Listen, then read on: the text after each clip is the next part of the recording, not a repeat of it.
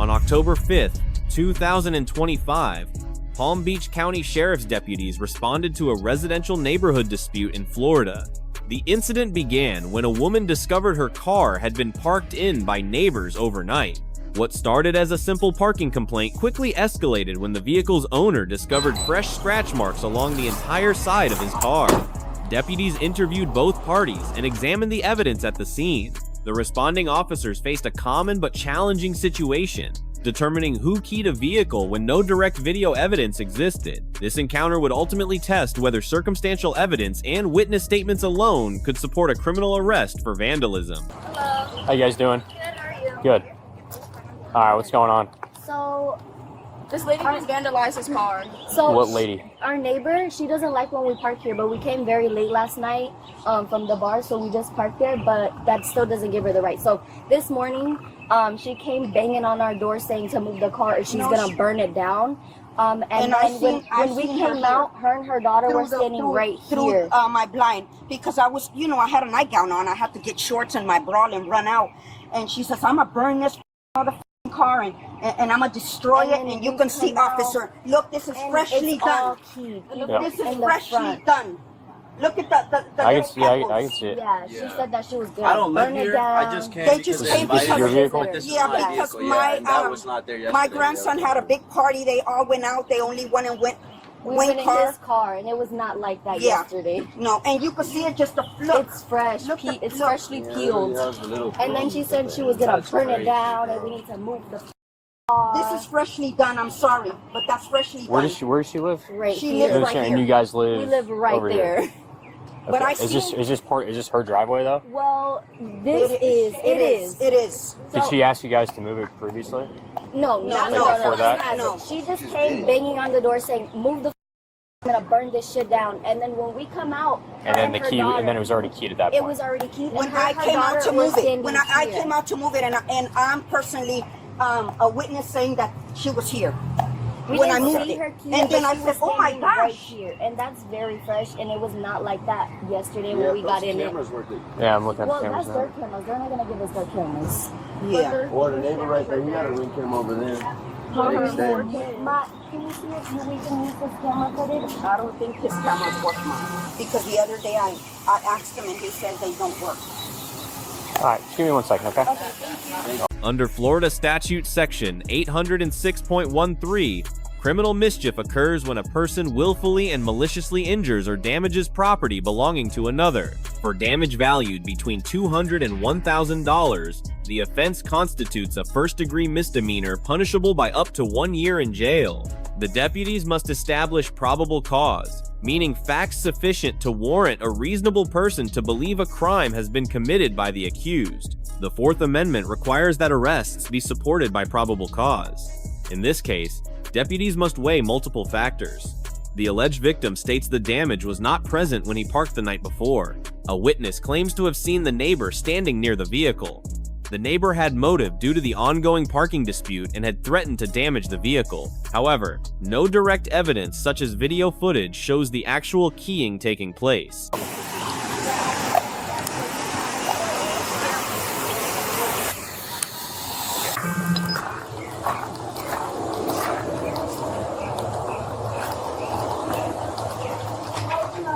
Hi, how are you?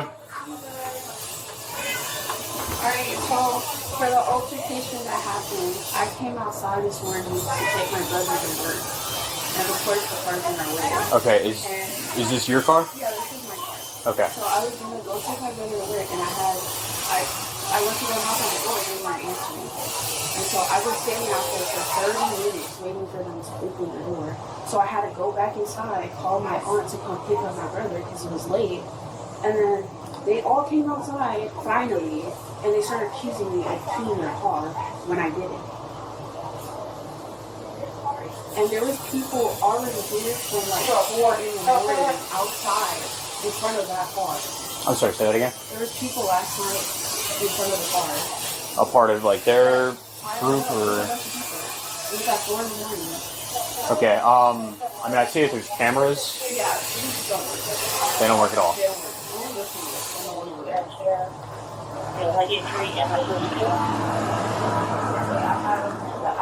So this is her vehicle. She said that she was going to pick up her brother earlier this morning, and the car was already parked. It's been parked there all night, so she wasn't able to get out. So that's what she said. That she went over there to go tell them to move their car, and she was saying that she did not key the car, but she said last night there was a group of people that were out here congregating. This one where your car is in the back, and this one. Let me see.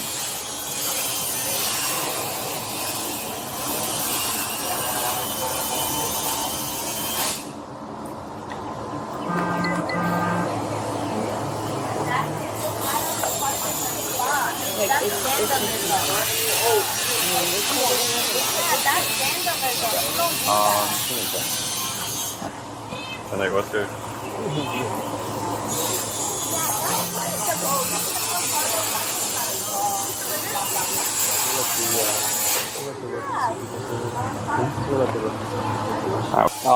Is this like a common like occurrence with your neighbors? Like, do you guys have any types of issues? This is probably like the third time they've parked behind my car, and I told them multiple times, can you please move your car? And I think I tried to call police because they can't park here. We already told them. And then that's pretty much it. I never have any issues with anything. Okay. Can I just get a statement from you real quick, just regarding that? That it wasn't you that keyed the car, or just tell me everything. Just raise your right hand for me. All right. Sorry. No, it's all right. Do you swear that you're going to tell the truth, the whole truth, and nothing but the truth? Yes. Okay. Okay. So from the beginning, I came outside to take my brother to work. Obviously, the car was behind me. So, I'm sorry. I'm hurt something. No, you're good. So I couldn't get out, so I went and I knocked on the door, and I knocked there for multiple times, and for 30 minutes, no one came outside. And finally, someone did come outside, but my brother had to leave with his car because he was late to work. And then they came outside. All of them came outside, and they started accusing us of keying the car, which we didn't. There was multiple people outside last night from 4 till 4 in the morning in front of the car. And then I just get blamed for something that I didn't do. And that's what happened. Okay. Alright, just give me a second. I'll probably be back to ask you a couple more questions, okay? Tactically, the deputy conducts a thorough investigation by separating the parties and obtaining sworn statements from both sides. This prevents collusion and allows officers to identify inconsistencies. The deputy also examines the physical evidence, noting the scratch marks appear fresh with visible debris still present. Under Graham versus Connor, officers must make split-second judgments based on the totality of circumstances known at the time, not through hindsight analysis. Who's the owner of the vehicle? Alright, can I just speak to you over here real quick? Just away from everybody. Alright, so where'd you guys go last night? So we just went out to a restaurant, out to eat, and then we just went downtown. She said bar, so what were you driving everybody last night? No. So was your car here all night long? The thing was, we went in a different car. We went in a Tesla, and then I just left my car here because everybody was just... So when you guys all went out last night, you guys were all, like, the car was left here all night long? Yeah, because there was no other spot. I didn't want to leave it in the middle of the road. There was no spot because of this car, and so they just told me, I don't ever come here. This is my first time ever coming here. And then I just left it here. They were like, oh yeah, it would be fine. I don't know what they had going on. And so I just left it here. We came back, I left it there. I know it wasn't there last night. And then, yeah, so I woke up. They were telling me my car was scratched up, and then that's where we're at right now. Okay, so just to clarify what you just said, I just want to simplify this. The car was here all night long, okay? So what time did you park there? I would say around 11. 11 at night? Yeah. Okay, and then from there, that's when you guys went out to the restaurant? Mm-hmm. What restaurant? It was in Clematis. It was, man, I forgot what it's called, but it's called, no, it's not called Duffy's. It's near Clematis Social. It's next to it. They just sell burgers, wings, every type of stuff. Nice. Okay, and how'd you guys get there? We went in the Tesla. Who's Tesla? I don't know. They're not here right now, but they were here earlier. Okay, and then from there, what time did you guys come back here? We came back, I would say around 2 a.m. Came back around 2 a.m.? Yeah. It was still As here. to your knowledge, there was no scratches or anything on the car? Nothing. I remember going into the car. I put my wallet away in the car. I would have definitely noticed. Do you if it was there. frequently come here? This is your first time coming here? Yes. Okay. So what's the relation? It's a friend's birthday. I just wanted to come visit. I just wanted to spend the night with him, you know. Okay, who's the friend? It's him, the one shirtless? short hair. Yeah. Okay. So you have no relation to the female, any of the females? These are just like friends, Yeah. right? They're just friends. All right, so it's your first time coming here last night. Came here at 11 o'clock. When you guys got into a Tesla, Yeah. another friend, I'm assuming? She drove you guys, or you guys went out to Clematis Street, went to a restaurant, then went out to the bar, came back around 2 a.m. And then at what time did this start happening? Like, what time did you know that somebody, or what time did you realize that your car was keyed? What I'm getting from them is it was around probably 9 that they 9 noticed it. They're saying the lady came knocking on the door, and then they said the neighbor over here. yeah, Okay. and then they said that to move the car. Then she came out. She came to look at the car, and then she Now, said can I ask that you a there's nothing question? there. At 9 o'clock, how come nobody came out to move the car when she was asking? Because that's her vehicle. Yeah, I get that. Well, they just let me know like 30 minutes after, and then when I came out, it was already there. So like, that's when we took action after that, and then that's where we're at now. Okay. But she's saying that I'm going off of what she said.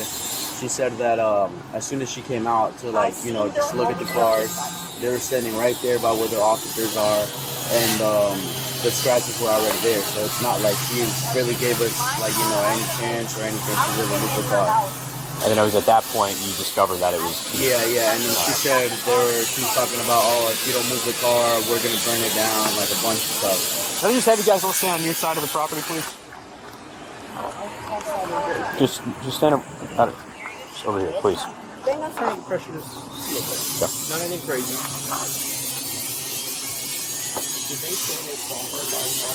When the deputy confronts the neighbor about the inconsistencies in her account, she initially maintains her denial. However, the deputy points out that the circumstantial evidence, including her presence near the vehicle, her stated frustration, her threats to burn the car, and the timing of the fresh damage all point toward her involvement.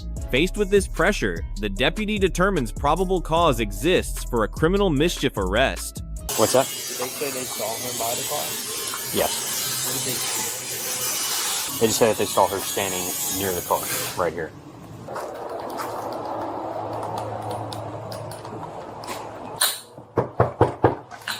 Hello. Hey. Alright, Janet, I need you to be completely honest with me, okay? Okay. So, they're saying that at 9 a.m., approximately around 9 a.m. this morning, that you knocked on their door, right? To ask them to move the car. Was that 10? 10 o'clock, alright. So, were you saying that you wanted to burn the car down? No. Were you frustrated No. at all? I did not say that. Like, Because- at all. I'm being completely honest. I did not say that. I knocked on their door. I said, "Please come outside, move your car. This is not the first time they have their car there." Do these cameras have audio? That doesn't. These don't work. Only this one works. And this one doesn't have audio. Okay, because those scratch marks on that vehicle look extremely fresh. Mm-hmm. All right, and a lot of the way this is leading towards, especially with your car being right there, and the way that they were explaining it, it just doesn't look good, and what you're saying kind of doesn't add up. Okay, so I need you to be honest with me. All right, I can do it. you keep the car. I can do it. Okay, thank you. What's gonna happen? You're arresting me? Well, that's a vandalism charge, so turn around. Oh, Mom! I'm getting arrested. Me, tell them I am. Because I keep the car, apparently. Okay, I guess. Are you guys happy now? Hey, guys, knock it off. Knock it off. Shut up. Hey, knock it off. Enough. Be a sore winner. No need for that. Sorry. No, I never got that. give me 1 second. I'm gonna give you guys one warning. This shit keeps up, we'll come back and take everybody to jail, or she can go to jail now for disturbing the peace and causing a No, ruckus she's out going here. inside. Good. Everybody that's not involved in this can go inside because we're not dealing with it. Oh, He's the victim. Yep, you can go back inside on your property. He's him. So you guys start causing issues, we'll take care of it. I'm sorry about that, officer. All right. Take a seat. Yeah. All right. Just lean back. It's gonna be a little uncomfortable. Just face your head that way for me, please. Oh, that's not weird, but can you pull my shit down a little bit? Yeah. Because I don't want that all out. Thank you. Good? Yeah, good. Okay. Thank you so All right, just watch your arm, okay?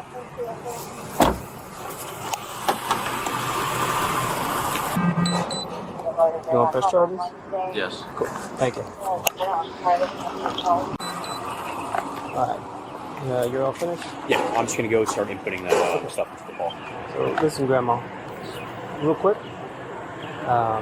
We're not going to mess with them. We're not going to That's tell them the nothing. speech I'm When gonna I already told my No, we're girls, done. nothing Resolved. is done. Yes. No chirping, Nothing, no nothing, nothing, nothing. Right. What about them, though?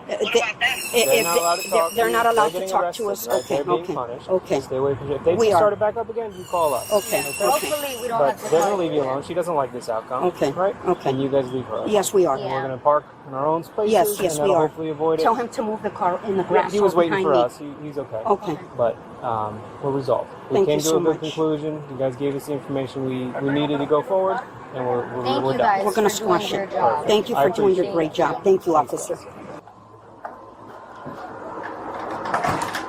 Hey, are you mom? Yeah, You want to talk to her before she goes? She's gonna get booked in to misdemeanor, so you can come bail her out in a couple hours. Hours? I already pop up on you. I just need to Okay. have that. And don't talk to them. Just come right over to my office. About to jump us.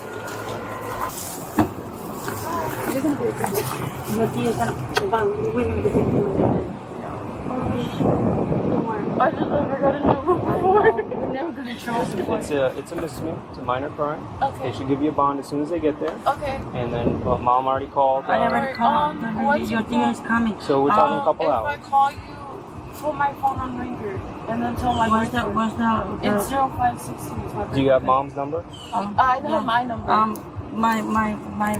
That's just my niece. That's just my So we're gonna get down there to get that process started. Typically, we look at about 3 hours. And like I said, if you don't hear, But I don't know. Did they have proof? yeah, she can tell you. I said that I did it. It's a little thing. It's okay. All right.